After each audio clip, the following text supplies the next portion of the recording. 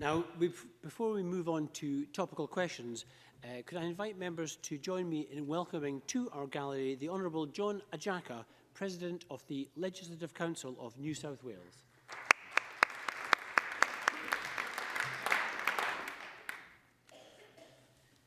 Thank you very much. Now we're going to turn to topical questions. We only have the one question today. Ian Gray. To ask the Scottish Government how the recently published analysis of SQA exam attainment will influence the remit of its review of secondary education. Cabinet Secretary John Swinney. President Officer, I can confirm that agreement was reached this morning between the OECD and the Scottish Government on the remit for an independent review of curriculum for excellence. I will publish that remit tomorrow and will ensure a copy is placed in SPICE. The Government will bring forward a debate in Parliament to enable members to express their perspectives on issues that will be covered during the review. In line with the view of Parliament, I expect that the review will cover the broad general education and the senior phase and the articulation between the two. We will provide the OECD with a broad evidence base to inform its review, and this will include data on attainment and information on emerging practice. I expect that the review will also consider the recently published analysis of the 2019 exam diet. The vast majority of data included in that analysis was published in full at the time of the announcement of the SQA results, and the analysis outlines a series of measures that build on current approaches around understanding standards, enhancing learning and teaching, and encouraging collaborative working in education. It is important to note that a key focus of the review will be curriculum design. This will include the approach to assessment, qualifications and other achievements, and how well they articulate with the curriculum, learning and teaching. Ian Gray. Well, I think that is welcome news, because the analysis of the SQA results showed a drop in attainment, a fall in attainment in 32 out of 46 subjects, as much as 10% in a single year in some subjects. And the context of that fall in attainment, of course, is exactly the things that this review is supposed to consider: the narrowing of the curriculum, the explosion of multi-level teaching, and the fit between broad general education and the senior phase in schools. However, at every stage in getting to this remit for the review, the Deputy First Minister has had to be dragged there. Parliament insisted on the review taking place at all. Then Parliament insisted on it covering broad general education. And now Parliament has insisted on this analysis being published, which it would sound as if has also influenced the remit of the review. Would it not be a lot more straightforward if the Deputy First Minister just faced up to the problems in education without having to be dragged there by this chamber? Cabinet Secretary. Well, I face up to the issues in Scottish education on a daily basis, which is why I indicated in my answer that the steps that are being taken forward in the review paper on the SQA results outlines a series of measures that build on current approaches around understanding standards, enhancing learning and teaching, and encouraging collaborative working in education, all of which are central to the agenda that the Government has pursued to constantly support improvement within our education system.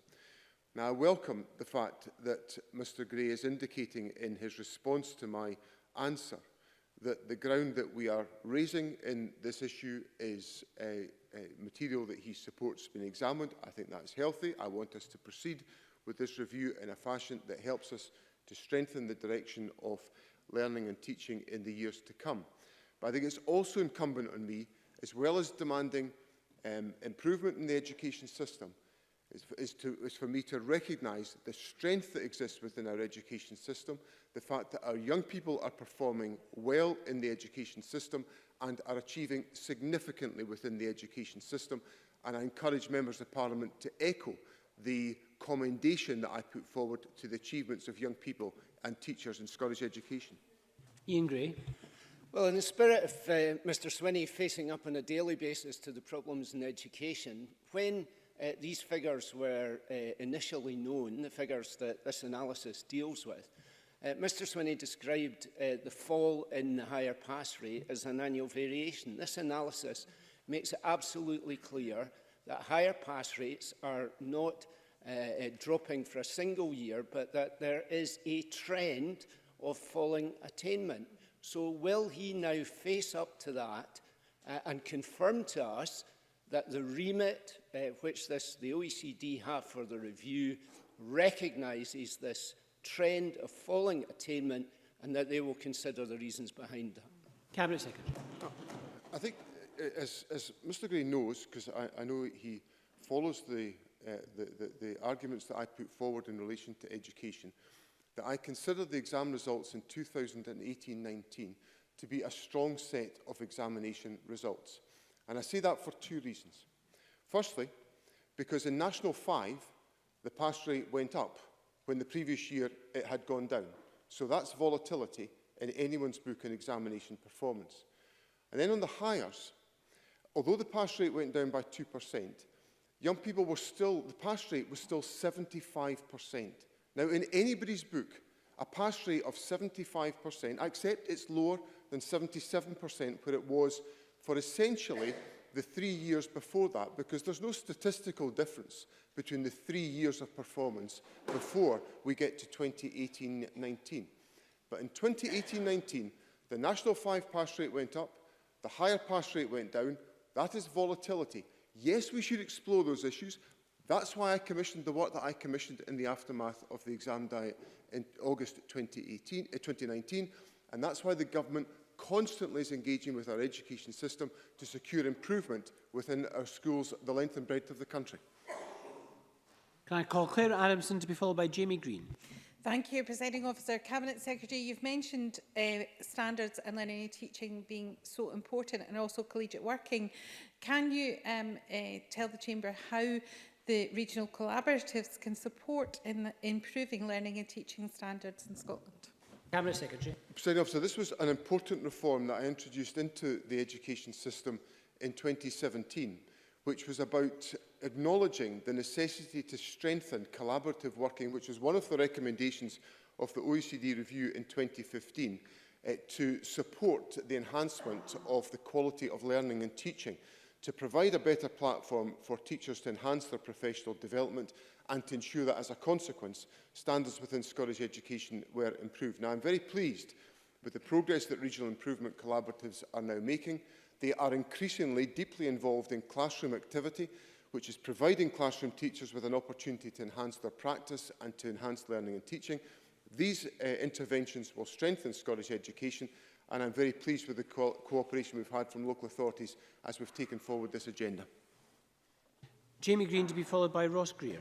Thank you, Presiding Officer. There are no questions from these benches about the quality of our teachers or the enthusiasm of their pupils, but there are genuine questions to be raised from the report that was released last week. The Cabinet Secretary will know that the Education Committee of this Parliament has on several occasions found it very difficult to elicit full transparency from the SQA about who has been responsible for taking some of the key decisions relating to SQA qualifications and exams. I've spoken to a number of teachers over the weekend as a result of these statistics, and many are expressing concerns about these pass rates. A 10% drop rate in some subjects is not volatility, Cabinet Secretary. There are clearly underlying issues which will need to be addressed. Does the Cabinet Secretary accept that there are genuine concerns from teachers and parents? And how is he going to ensure that there is full transparency and trust in both the SQA and our qualification structures?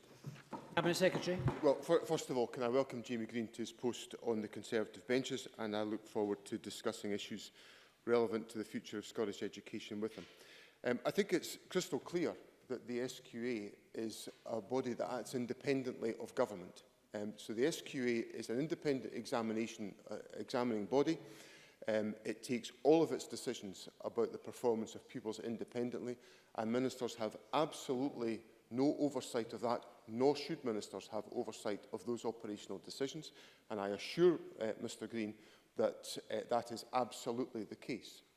When it comes to strategic decisions about the examination system, we of course listen to a wider body of opinion through the Curriculum and Assessment Board, which has broad membership, including the professional associations, Education Scotland, the SQA, and a variety of other stakeholders who will inform and engage on decisions. So, for example, the Curriculum and Assessment Board recently held a discussion on whether it would be appropriate in the National 4 qualification for there to be an examination applied at the end of that qualification. There was no unanimity in the Curriculum Assessment Board on that question, so the decision came to me, and I decided that there would be no examination at the end of the National 4 qualification. Now, that's a policy decision. It's a world away from the SQA deciding who passes or fails or whatever mark they get in an individual qualification. And I assure Mr Green of the importance of that being carried out independently.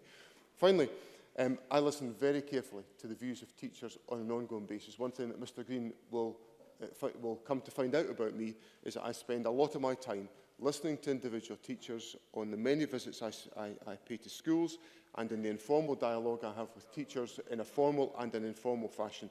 And I assure them of my constant attention to the issues that they raise with me. Ross Greer, to be followed by Beatrice Wishart. Thank you. The report released late last Thursday went into varying levels of detail by individual subject, with higher history, where the pass rate is declined by 10%, offered no suggestions as to why this might be the case, whereas with the small increase in the science pass rates, the suggestion was made that it may be down to the STEM strategy and greater emphasis on that. Therefore, can I ask the Deputy First Minister if subject-by-subject work to identify the specific problems within each area will be undertaken as part of the OECD review, and if not, who will lead that continuing work, because it's essential that we undertake this on a subject-by-subject basis? Cabinet Secretary. Well, Mr Greer, I suspect, will be familiar with the fact that on an annual basis, the SQA provide a subject-by-subject report on the performance of individual examinations. So some of the detail that he's raised, or the questions he's posed in relation to individual subjects, will be answered by those subject reports, which are published sometime after the conclusion of the examination diet.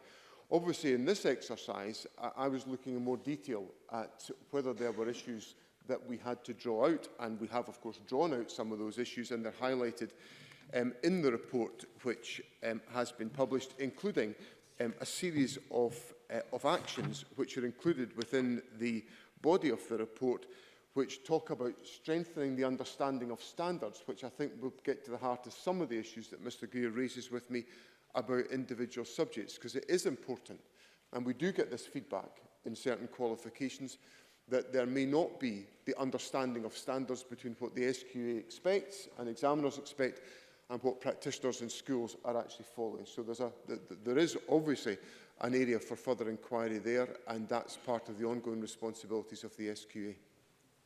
Beatrice Wishart, to be followed by John Mason. Thank you, Presiding Officer. Analysis shows exam performance declining, efforts to close the attainment gap stalling, and teachers in need of much more support. The number of additional support needs teachers is at a record low. That, despite pupil ASN identifications increasing by 68%. Can the Cabinet Secretary confirm that classroom support and specialists will be looked at by the OECD, given their value in attainment? But before I answer that question, I have to correct the point that Beatrice Wishart makes about attainment falling, because attainment is not falling.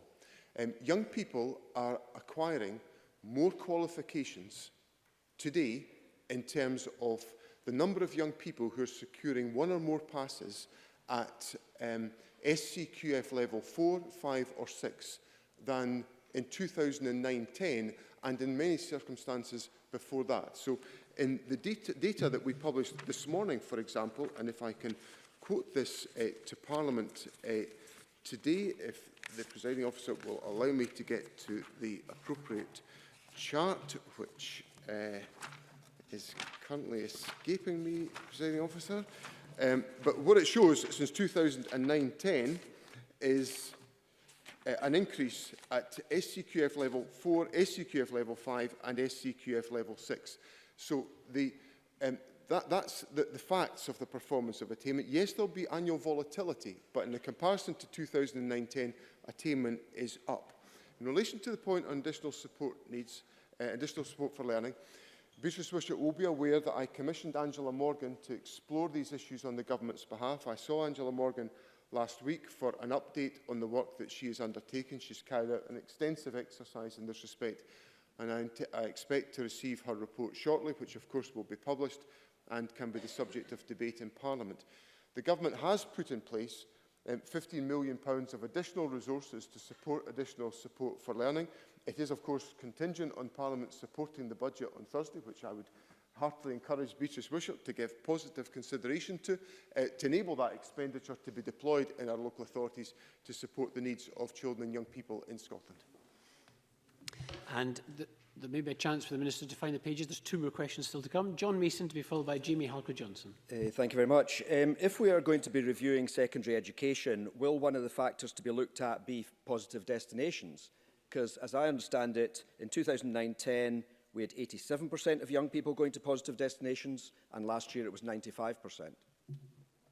Cabinet Secretary. Yes, the data this morning demonstrates that 95% of young people leaving school went to positive destinations